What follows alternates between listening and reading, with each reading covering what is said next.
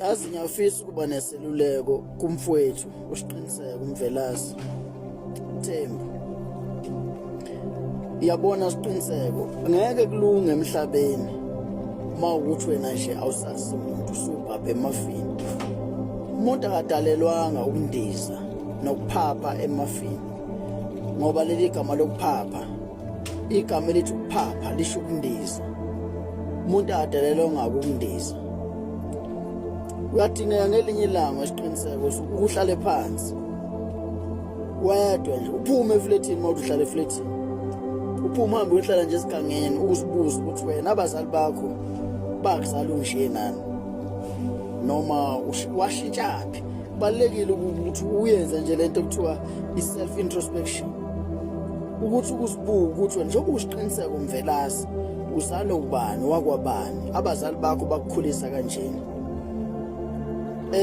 Uyazi mfowethu ngizwe iphatheka kabuhlungu ngendlela esimangaliso kulo ya live ebenwenze lapha yana nabanye abafowethu endabeni yokusupport uTamara.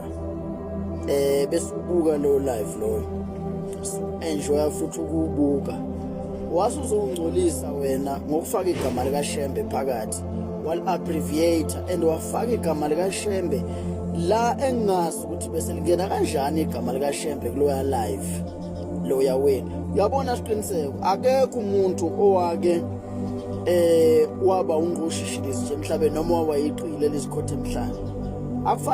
Akufanele mfowethu siqiniseko ukuthi emhlabeni uphile wena uphile impilo yokuba yidela kufa noma ungabe nendaba noma ngabe uhamba ebinyanga ekutshela ukuthi wena awuthinteki. Yabo kulungile lokho kwakho lokho akukhona okaNkulunkulu akukhona okwabazali bakho kwakho. Yabo lento yeni madoda yokufuna ukuba oqhoko la ku TikTok nokuba izintondolo zika TikTok noma impongo zika TikTok ayisizi umuntu leyo nto leyo. Yabona nje mfowethu noma ngabe uhloniphi kangakanani yabona lapha indlela osebenzise ngayo igama lika Shembe lapha kungafanele ukhombisile ukuthi ikhanda lakho liyaxapha liyabila wena kahle kahle ngathi futhi awuwedwa wena siqiniseko akekho umuntu ofana nawe siqiniseko. Yabo akekho uyabadinga abantu abazokutshela iqiniso. Yabona emhlabeni siqiniseko ungabe ukujabulela ukuthi engabikho umuntu ozokubonisa akutshela iqiniso. Wena bonke abantu babone beyimphunzi kuwena wedwa umuntu. Ingiphathe kabuhlungu kabi le nto. Uyabona ukuthi ubhuti Mavava une Lexus akumlinganisi noShembe lokho. Futhi besingeke ngcono bakusho yena akubhuti Mavava ukuthi ke ucabanga ukuthi ngusibani bani njoba wena ubiza uShembe ngegama and sibiyeke nje ukuthi uShembe uyinkosi yaManazareth ungakanani kuShembe wena siqiniseko ukuthi ungase uzombiza ngegama abbreviate wenze sengathi wena wazalelwa ethuneni waqhuma ethuneni elela ligcwele izinja ezibolile phakathi. Awunanhlonipho ukhombisa ukuthi abazali bakho wena siqiniseko abazalanga babola amathumbu. The nerve, the audacity yokuzobiza uShembe ngegama ungakanani uShembe kuwe sikuye ukuthi uyinkosi yaManazareth ngoba wena ubona indoda wena mawubona uShembe ubonela indoda wena eyakhulela emlazi lungileke. Yabo knowledge yakho leyo mhlawumbe yokusiza ethuneni asazi mhlawumbe yokusiza ezweni elizayo asazi alikho iqile lake lezikhothe emhlanje siqiniseko. Bafowethu uhlakaniphani nidelele la ku TikTok nithuke abaculi bakaMaskandi and all that nihlambalaze nibulala ama brand abaculi bakaMaskandi but nibuye nikhumbule ukuthi nizalo oyihlo nonyoko. Ningakhohlwa lokho akufanele uma umuntu ukhohlwa ukuthi uzalo uyihlo nonyoko. Nokuhlala usibuke wena ukuthi lento eyenzayo ifanele ukuthi ngabe uyayenza wena. Mina I've never had a problem nokuthi ucriticize abanye abaculi bakaMaskandi wenza uzenza wena umuntu oyisazi sikaMaskandi. I've never had a problem with that.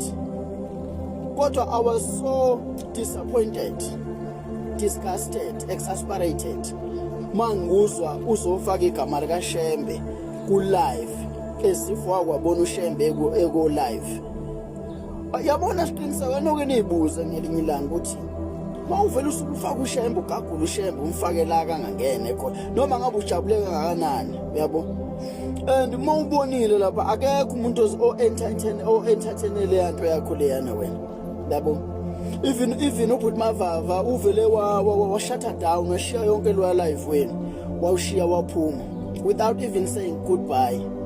Ngenxa ukuthi wena siqiniseke usufuna ukufaka into engangena kahle kahle wena ile yanto kaThamara le lo live lo obungo Thamara beku live omuhle kabi obufana nenhloko yenkomo yenkabi ebiyiphekiwe esibayeni namanoni ephekwe nojeqe. Wena wahamba wayolanda uThuvi wazokufaka wena kuleyo nyama leyo ngokuthi usebenzise igama lika Shembe. Wena uthi lo ubona iLexus, so ucabanga ukuthi usibani usevele wajoin live usofaka igama lika Shembe lapho. Igama lika Shembe belingenaphi?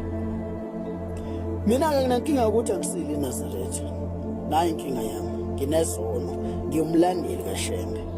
Umuntu eyiNazareth umuntu ongasenzi sono, angazi nomkhona yini. Umuntu eyiNazareth umuntu ophila umngcwele, umuntu othethelelayo. Manje mina akonke lokho angikwazi ngoba nginezono mina, kodwa uShembe ngiyamthanda. Kufuneka nikukhumbule futhi lokho siqiniseko nikwazi noma ngabe nihlakaniphe kangakanani nihamba phe kwamagatsha ehlahla, kodwa kufuneka nikukhumbule ukuthi uShembe, by saying this I'm not trying to intimidate you or to swear at you. Nina nisinsizwe enkulu kabi, nina siqiniseko nisinsizwe esingasimuntu. Yabona sazi nina nje ukuthi nini insizwe yini noqhoko. Kufanele nikwazi lokho ukuthi uShembe akubona bonke abantu abazalwa bekholwa abamaNazaretha. Kunabantu mhlawumbe abafana nami abathi behlezi phansi kwedwala beboshiwe behleli nensizwe. Kunzima, hayi kulula, bengaboshela utshontsha inkomo zabantu. Kulukhuni uShembe wabakhipha phansi kwalelo dwala lelo. Bafikele uthando lukaShembe bese ejele bamphethe uShembe kunayiboshwa eyisemajele eyidonsa life sentence 17, ezidonsa 17 years, ezinye idonsa life sentence aba u5 plus 75 years ezikoluko eyithanda uShembe nezimkhonza. Kuba buhlungu mazizwa, anocabanga lobo buhlungu miyake uShembe ngoba indoda ucabange labantu abamthandayo uShembe ukuthi wena mawuzohlambalaza uShembe ungakanani uShembe ukuthi ungagagula uShembe ngegama wena gaqaze nje ngegama and uzomfaka entweni akangangene kuyo, because lo live lona it was not about uShembe. So wena ngenxa ukuthi ubusuphaphe kakhulu noma bese usu over excited, ya busu over excited, wasibona manje wena sekufanele uvele ubize igama lika Shembe ngoba umazi umuntu omdala wena. Yabona lesa senzo sakho mfowethu siqiniseko Mthembu singibonisile ukuthi wena kushuthi abazali bakho wena bazalanga babola amathumbu ngendlela wena owenze ngayo lapha uzogaxa igama lika Shembe la lingangene khona.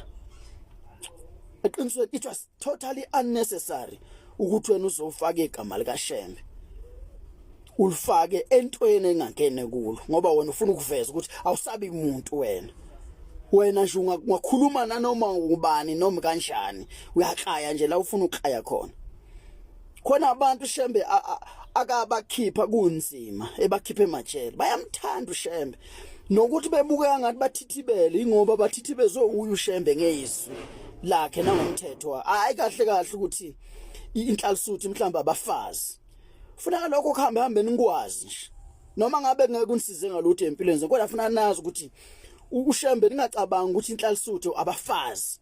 Yabo ngifuna ukusebenza lelo gama ngiyazi ukuthi lizozwakala kwabo kwabanye abantu kodwa ngifuna ukuliveza ukuthi ungacabanga ukuthi inhlalisuthi yitabane mhlamba abantu nje abasabayo. Yabo ucabange lokho yabo ukuthi ngavele nje bafowethu nikhulume nje ngoShembe noma kanjani.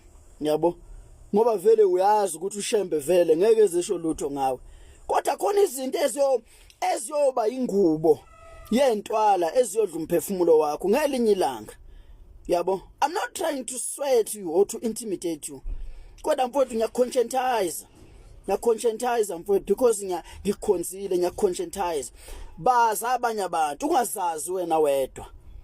Umuntu ongahloniphi ufana nethuna elinedumbu zezinja ezibolile phakathi ephethe uzimpethu. Ibe buhlungu kakhulu le nto usiqiniseko baningi futhi abaphatheke kabi ngale nto oyenzile wona siqiniseko. Yabo wakhombisa impela ukuthi wena uhlaza lokho kwedlulele ukuthi ungabiza uShembe ngegama mhlawumbe uShembe emdala ngisho kubaba wakho okuzalayo ngokweminyaka yasemhlabeni kodwa wena umncane ungaka wavela wabishembe